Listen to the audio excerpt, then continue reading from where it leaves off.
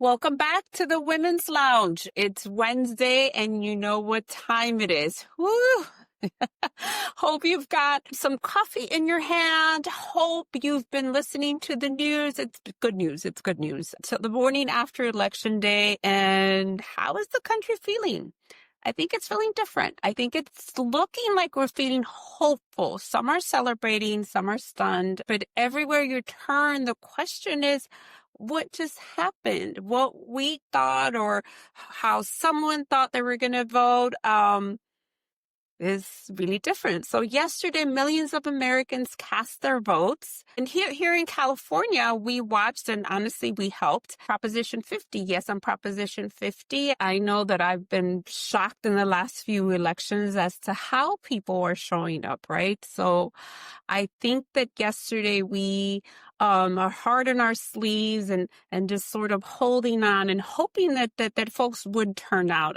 So across the nation, I would say women once again showed up. They showed out and refused to sit down and be quiet. We saw lines across the country from Sacramento to the Bay Area to Los Angeles of folks waiting in line to cast their ballot. And this is probably the first time in my lifetime that I voted when there was no person on the ballot. It was just one simple question, yes or no. So it wasn't necessarily a person that drew out these people to vote. In my opinion, I think that folks really, really took it to heart that their voices and their vote mattered. So I'm excited about that. But yesterday was also a little bit of a reminder as to why we were out to vote.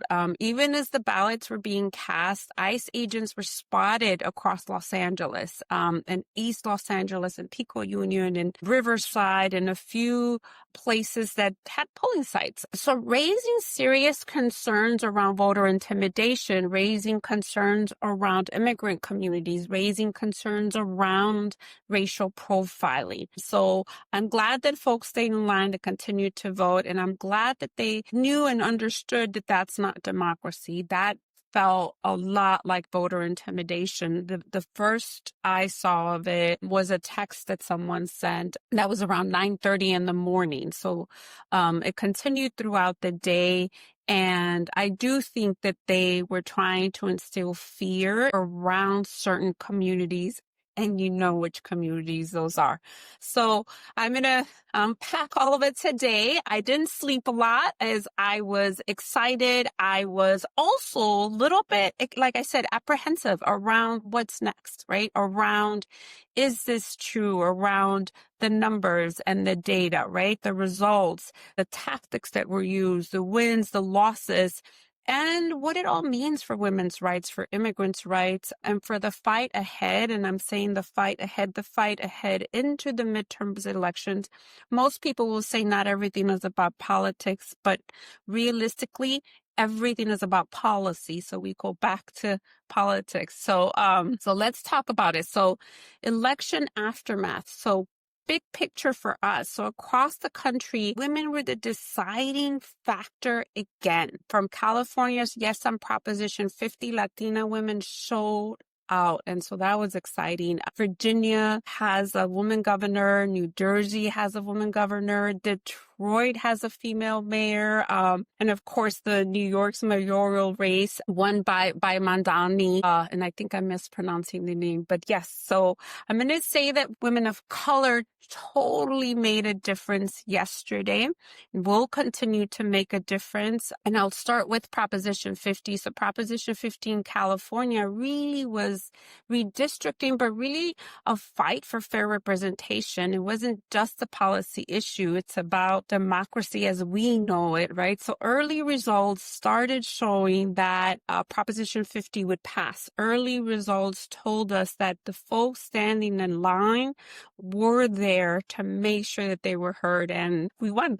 Yes, a resounding yes, a resounding we won. So we're excited about that. So that gives us an additional possible 5 congressional seats, but we'll see because the Republican GOP has already filed a lawsuit. So we'll see where that heads up. But for now, it's a win. It's a huge win to how we hold the line and how we fight back. So now let's talk about Virginia. Woo!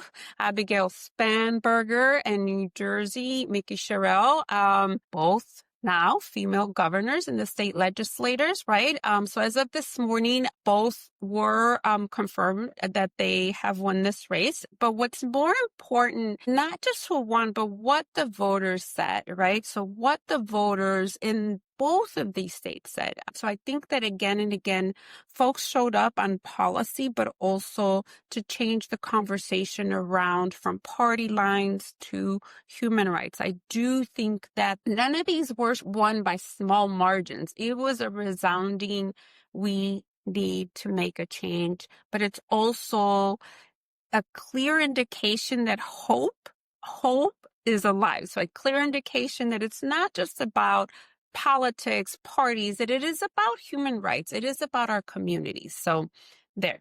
So I'm excited about that. But with that comes some other stuff that was happening, as we mentioned, around ICE and what we consider to be voter intimidation. What happened in Los Angeles, we do not think is an anomaly. I think that Los Angeles has been a training ground for Department of Homeland Security, for ICE. And so when the reports started coming in, where volunteers, voters, and organizers saw ICE vehicles, people were asking, can we still vote? Am I safe? But in particular, young people of color, right? So I think that it was a clear indication of what's to come in 2026. I think that it's an indication on one, voter suppression, voter intimidation. So with that, I want to say that we have to be clear that intimidating voters is a federal crime, but also our communities, the immigrant community, Black community, Asian community, we have fought really hard. And so we're not going to be scared to go out to vote. Women were not given the right to vote. Women fought for the right to vote. So we're not going to be intimidated easily. We are going to continue to exercise our right to vote. And so I'm really glad that folks continued to vote, even as we saw the reports on social media, even as we saw the reports on the news on what was happening. So I think that what we can say is that hope is alive. I can say that organizing year-round matters, and that trust matters, that folks trusted the process, trusted the system to come out and continue to vote. So when you see us, right, when you see us, know that we are not just fighting for democracy, we're actually defending democracy, but more than anything, we are defending our communities. So what we see is that we think that in 2026, this will play out again, because I think that we are a testing ground for that, so that when election day comes around and the federal government tries to scare us behind masks, behind ICE, behind Department of Homeland Security, we've got to prepare to make sure that we still go out to vote. We've got to make a contingency plan around voting so that that voter intimidation is negated. And let's be clear, we belong here. We vote here, and we're not going anywhere. So to all of those folks that continued with their vote, that continued no matter what they saw, whether they were late, we had folks calling in on where is my voting place? Where do I drop my ballot? How many things are on the ballot? And I know we all have lives.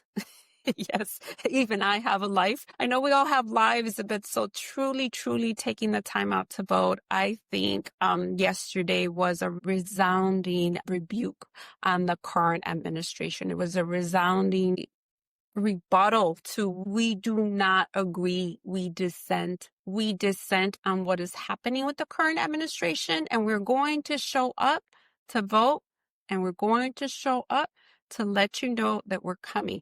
Expect us in 2026.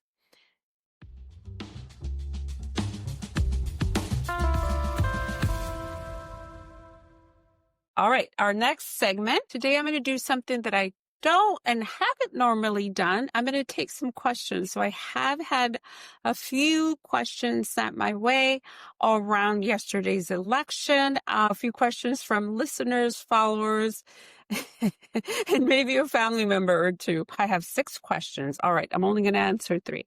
So the first one is, why do you think more voters showed up for these races than they did for Kamala Harris? All right. So I do think that voters showed up for Kamala Harris. I do think that she had such a short amount of time to run her race. I think that it wasn't clear what she was running on. And I'm a huge supporter of Kamala, but I understand that if you were outside of California, you may not have been familiar with her. The follow-up to that question is, do you think that there was nefarious activity at the voter box?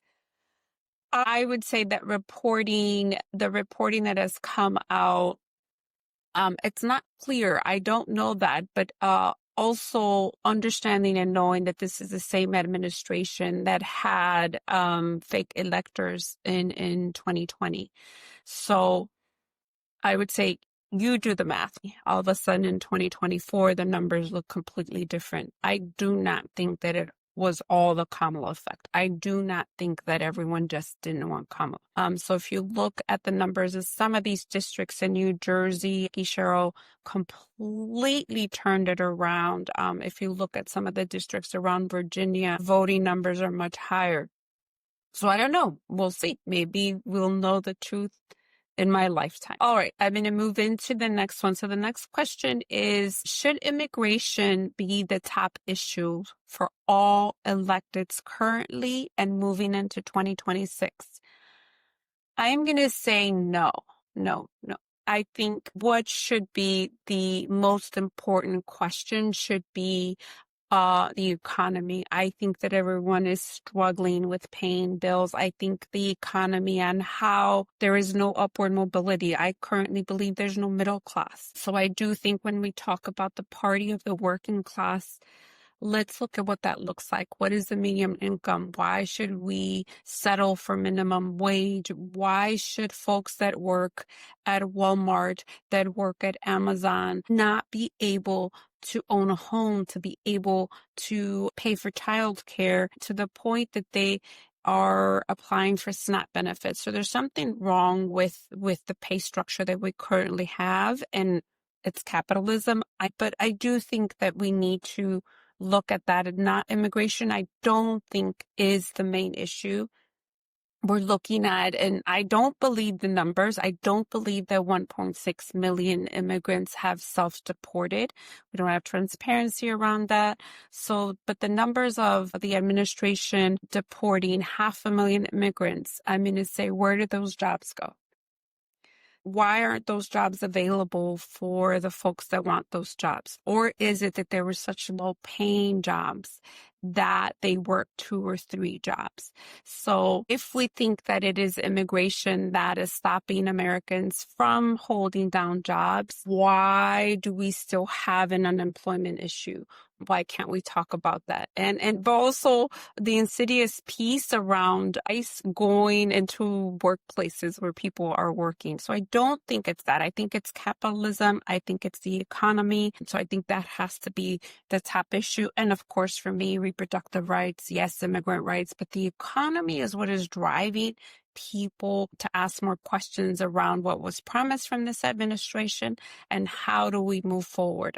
So I do think economy is the top. And now we're going to talk about the other question is, this one talks about how do we help families that are struggling with food insecurity due to the government shutdown? What can we all do? So I think there's a lot of ways. I think that there's a lot of food banks. I think that the United States tends to deny that there's food insecurity in the United States, that it happens to other countries and it doesn't happen to us. And that's simply not true. So I would say Google your local food pantry, local food resource center, and donate there. Donate some canned goods, donate some macaroni and cheese, donate some food so that folks know and understand that they're going to be supported even through the government shutdown.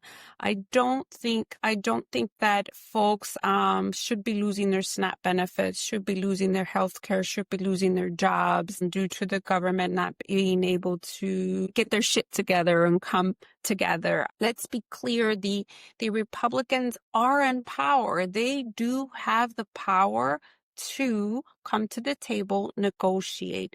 But the part that they don't want to negotiate is health care. Health care for these families that is much needed. Some of the federal courts have said that they can't not stop SNAP benefits, but the government has said that they will, however, cut down on SNAP benefits. So they are receiving SNAP benefits, but not the full SNAP benefits. And in the meantime, we're on the 36th day of a government shutdown. The White House is building a golden ballroom. That's the type of government we're dealing in.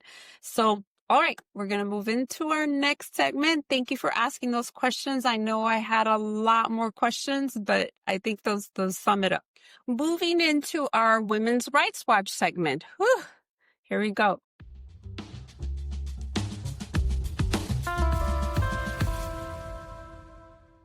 Let's look at what happened around the country. And so what we're talking about is that, yes, voters went out to vote, but let's talk about what they faced at the ballot box, the initiatives that were out there that will continue to affect their lives for a really long time. So some states move forward, others move backwards. And that takes me to Texas. As the song goes, all my exes live in Texas. Yep. Texas had 17 ballot propositions in yesterday's election. Yes, 17. I mean, between redistricting and then all of these ballot initiatives, it's a lot. But let's be clear, the one that really drew us are two propositions. So Proposition 15 was a constitutional amendment affirming that parents are the primary decision makers for their children. And so the ballot text around it was kind of ambiguous. So it said that parents have constitutional rights to make decisions for their children based on a federal case laws, because laws can change over time, including the rights of parents. So the Texas Constitution would permanently establish the right of parents to raise and educate their children. So the League of Women Voters explained that they didn't really think that this should actually have been on a ballot, but here it is. So for me, I'm thinking that this will have some repercussions around reproductive rights, around folks being on birth control, access to abortion, or even for immigrant parents if they have mixed status household. I think there will be repercussions. Otherwise, why put it on a ballot initiative? So let's stay tuned and continue to watch what this proposition does. But realistically, the 17 propositions in Texas passed. So in our opinion, they are regressive. They're regressive propositions. So the other one that caught our attention was Proposition 16. So the Proposition 16 is the constitutional amendment clarifying that a voter must be a United States citizen. Clarifying. So the ballot text on it was the Texas Constitution does not explicitly state that non-citizens cannot vote in state or local elections.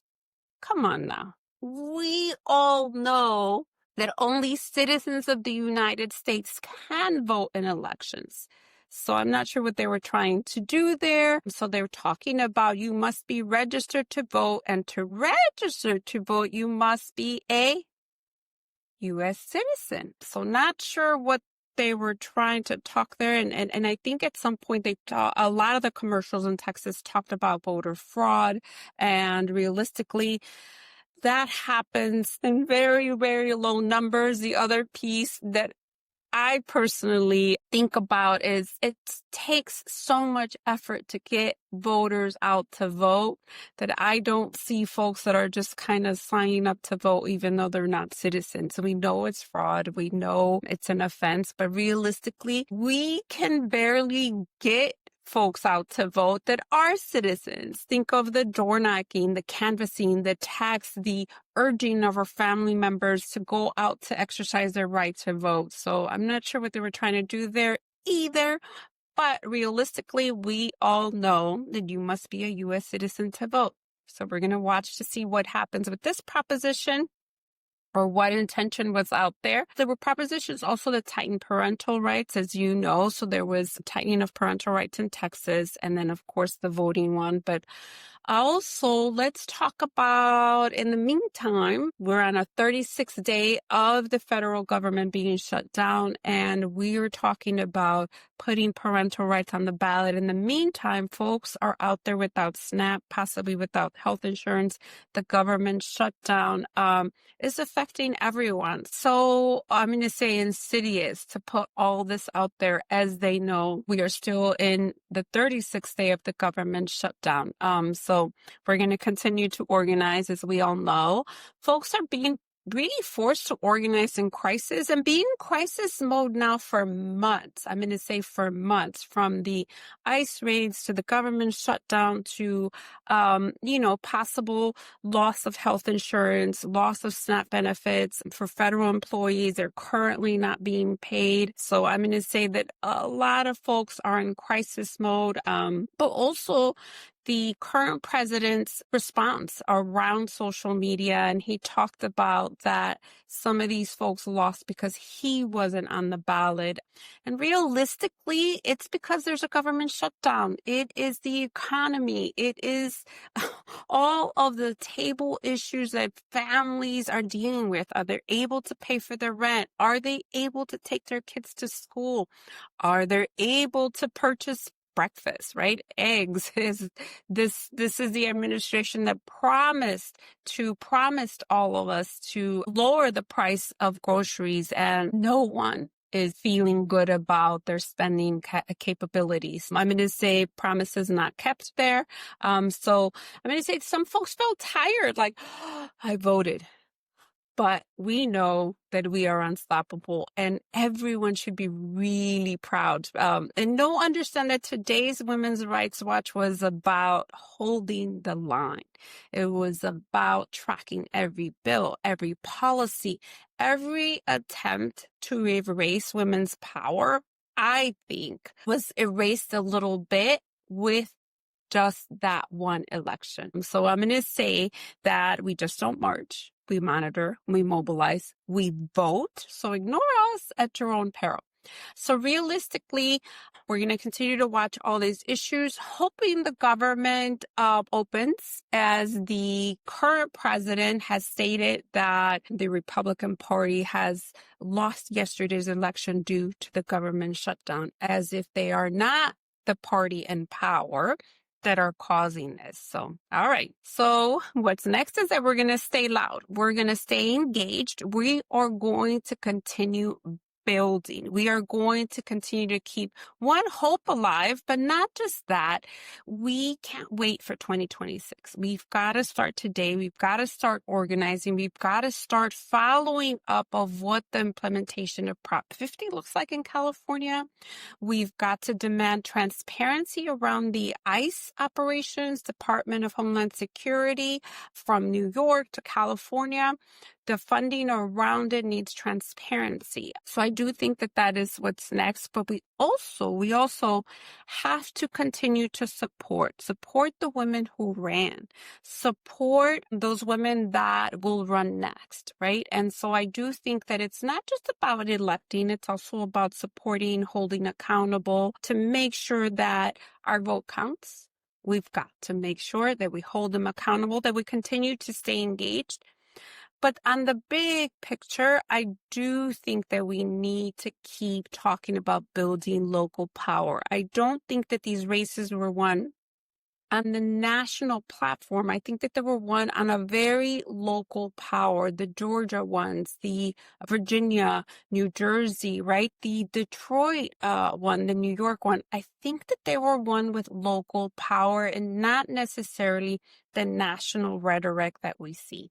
So we're going to continue to work on phone banks, advocacy hubs, coffee conversations, and of course, the Women's Lounge right here every week. We record every Wednesday, and then we put it out on Friday. So today is Wednesday. So Democracy isn't just about election day. It's every day. It's every day that we've got to continue to be out there, to be citizens of the planet. I think that is what we must continue to do.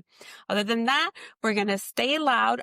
I'm Emiliana Guereca. You've been listening to the Women's Lounge. If you voted yesterday, thank you. If you helped someone vote, thank you. If you organized phone bank or just spoke truth to power at your dinner table, thank you. The fight for equality, justice, and representation continues. And as you know, every issue is a women's issue. We're not going anywhere. We're going to stay loud. We're going to stay hopeful, but we're going to stay ready. So make sure to share this episode, subscribe, share, and see you next time on the Women's Lounge. Thank you.